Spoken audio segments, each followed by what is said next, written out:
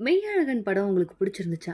மெய்யழகன் மாரி ஒரு படம் பார்க்கணும் அப்படின்னு நீங்க நினைச்சீங்கன்னா, 2019லயே தமிழ்ல ஆல்ரெடி இந்த மாரி ஒரு படம் வந்துருச்சு.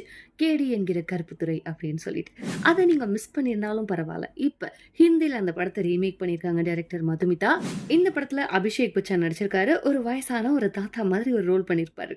ஒரு வயசான மனுஷன். அவருக்கு ஃபேமிலி ப்ராப்ளம் இருக்கும். ஹெல்த் வைஸ் ப்ராப்ளம் இருக்கும். இது எல்லாத்தையும் சரி பண்ண முடியாது. ஆனா தப்பிச்சு ஓடணும் அப்படின்னு நினைப்பாரு.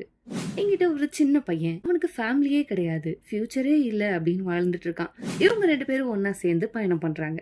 கூடவே நம்மளையும் அந்த படத்துல கூட்டிட்டு போவாங்க. காலிதர் லாபட்டா. ஹிந்தில தான் அந்த படம் ரிலீஸ் ஆயிருக்கு. ஜி5ல இருக்கு. இல்ல நீங்க தமிழ்ல தான் பார்க்கணும் அப்படின்னு நீங்க நினைச்சீங்கன்னா, கேடி என்கிற கருப்புத்துறை பார்க்கலாம். நெட்ஃபிளிக்ஸ்லயே இருக்கு. மெய்யழகன் படம் வந்தப்ப நம்ம எவ்ளோ கொண்டாடணும். அந்த படத்தோட டைரக்டர் எவ்ளோ கொண்டாடணும். அதே மாதிரி தான் இந்த படத்தோட டைரக்டர் மதுமிதாவை நம்ம பாராட்டியே ஆகணும். சின்ன சின்ன விஷயங்கள் நமக்கே தெரியாம இந்த படத்துல நமக்கு சொல்லிக் குடுப்பாங்க. நல்ல படம். பாருங்க.